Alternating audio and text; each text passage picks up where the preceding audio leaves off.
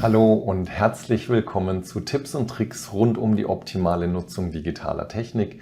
Mein Name ist Arno Burger und heute geht es um Kontakte in Outlook, genauer genommen darum, wie ihr Kontakte anlegen könnt, wie ihr sie sortieren könnt und wie ihr die E-Mail-Adresse aus dem Kontakt dann zum Versenden einer E-Mail verwenden könnt. Die Kontakte findet ihr in Outlook hier unten über diese beiden Personensymbole. Es nennt sich inzwischen auch Personen und nicht mehr Kontakte. Und wenn ihr den Kontaktbereich dann aufgemacht habt, dann findet ihr hier das Symbol für neuer Kontakt und hier könnt ihr einen Kontakt eingeben.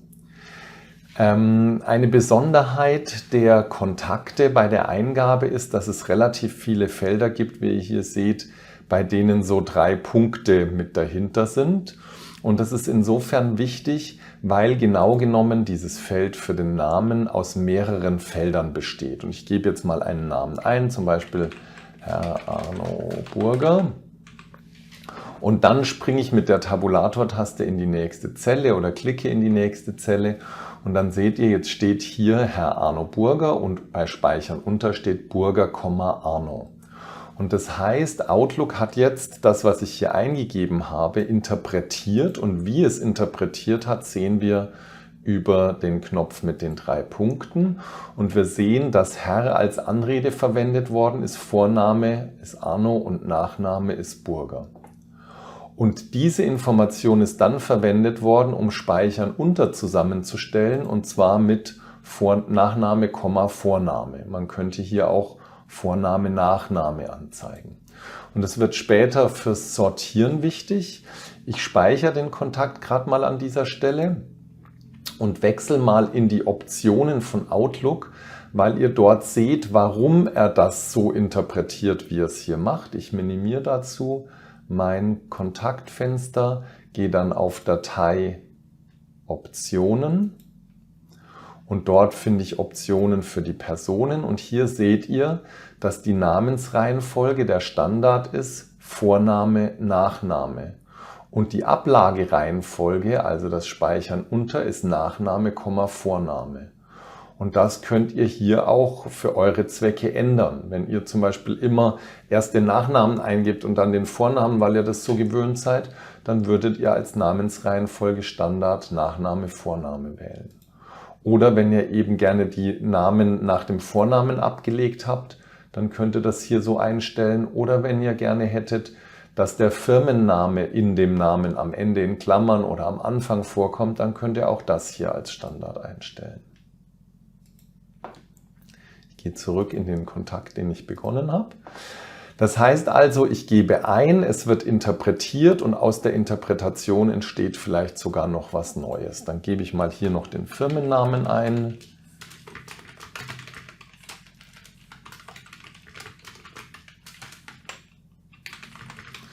So, dann zur E-Mail-Adresse. Also das wäre in diesem Fall burger@arno-burger.de. Ich könnte den theoretisch auch schon auswählen. Ich mache das in diesem Fall aber mal nicht, dass ich hier komplett eingeben kann. Ich springe mit der Tabulator-Taste weiter und ihr seht, es steht jetzt meine E-Mail-Adresse da und es gibt ein Anzeigen als und da steht Arno Burger in Klammern burger@arnoburger.de. Wenn das jetzt eine externe Adresse ist, dann steht normalerweise zunächst mal das Anzeigen als so da. Und wenn ihr gerne den kompletten Namen dabei habt, weil das für euch übersichtlicher ist, dann macht ihr einfach Folgendes. Ihr löscht bei Anzeigen als den Namen raus, dann steht keiner da. Und wenn ihr dann weiterspringt, dann wird automatisch Vorname, Nachname und in Klammern die E-Mail-Adresse hingeschrieben. Kommen wir zur Telefonnummer. Ich gebe eine Telefonnummer ein und zwar schreibe ich einfach mal +49 und dann gebe ich in Klammern die Vorwahl ein und dann die Telefonnummer und dann springe ich weiter. Und auch diese Telefonnummer ist jetzt zugeordnet worden. Wir sehen ja hier die 3 Punkte, da klicke ich nochmal drauf und ihr seht, er hat jetzt Land, Ortsvorwahl und Ortsanschluss zugeordnet, weil ich eben auf diese Art und Weise eingegeben habe. Ihr könnt die Telefonnummer natürlich auch so eingeben, dass ihr auf den Knopf Mobilfunk mit den 3 Punkten klickt, wie ich das gerade gemacht habe, und dann hier das Land eingebt, beziehungsweise die Vorwahlnummer und dann die Telefonnummer. Das geht genauso. Wir haben noch eine letzte Information, die wir eingeben, nämlich die Adresse. Da gebe ich mal die Adresse ein mit Straße. Und dann seht ihr, auch diese Information wird zugeordnet, nämlich in Straße, Ort, Postleitzahl und so weiter. Aus meiner Sicht ist es sinnvoll, darauf zu achten, dass die Daten auch richtig eingegeben sind. Das heißt, dass hier nicht zum Beispiel die Postleitzahl beim Ort mit drin steht oder die Postleitzahl und der Ort hier im Feld Straße mit drin steht. Das ist am Anfang gar kein Problem, wenn man eingibt, aber wenn man mit der Zeit dann mehr Dinge machen will, wie zum Beispiel Serienbriefe verschicken oder Ähnliches, dann bekommt ihr Probleme, wenn die Daten nicht in der Struktur richtig zugeordnet sind. Damit habe ich jetzt meinen Kontakt fertig eingegeben und ich speichere und schließe den und damit wird er hier in meine Liste eingetragen.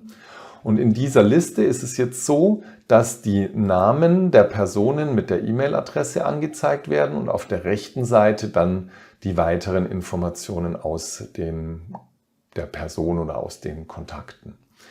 Es gibt häufig die Situation, dass man zum Beispiel diese Kontakte sortieren möchte, aber vielleicht gar nicht nach dem Speichern unter, sondern vielleicht nach anderen Informationen, und da ist die aktuelle Ansicht Liste sehr hilfreich, denn hier kann ich zum Beispiel nach dem Land oder nach der E-Mail-Adresse, nach der Telefonnummer, aber auch nach der Firma, dem Speichern unter und so weiter sortieren. Ihr seht im Moment, hier ist nach der E-Mail-Adresse sortiert, absteigend bzw. aufsteigend oder hier nach dem Speichern unter.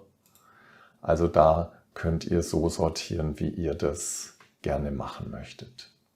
Ich möchte euch zum Schluss noch zeigen, wie ihr jetzt eine E-Mail-Adresse nutzen könnt. Ich kann nämlich von den Kontakten ausgehen, kann den Kontakt oder die Person aufmachen und dann kann ich in diesem Kontakt hier bei Kommunizieren auf E-Mail klicken und bekomme eine E-Mail an diesen Kontakt, an diese E-Mail-Adresse.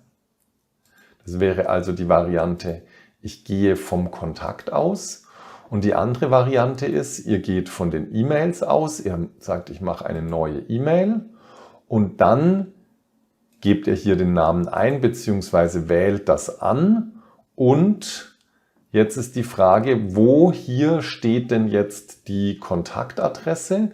Ich bin hier in einem Adressbuch, das heißt alle Benutzer und hier gibt es auch meine Kontakte und in diese Kontakte habe ich meine Adressen eingetragen. Und von hier kann ich jetzt zum Beispiel mit einem Doppelklick eine Adresse auswählen, mit OK bestätigen und dann habe ich die hier auch mit dabei. Und wenn ich sie eingebe, dann reichen die ersten Buchstaben und damit wird die E-Mail-Adresse vorgeschlagen und ich kann die hier auswählen. Also 2 Möglichkeiten zur Auswahl, einmal von den Kontakten her und einmal von der E-Mail her. Ja, das war's schon wieder für heute. Vielen Dank fürs Zuhören. Ich hoffe, es hat euch Spaß gemacht. Wenn es euch gefallen hat, lasst gerne einen Like da oder abonniert auch den Kanal. Und vor allem schreibt eure Fragen in die Kommentare oder auch eure Anregungen. Ich freue mich auf die Kommunikation mit euch und gehe gern auf eure Fragen ein. Das war's. Servus, euer Arno.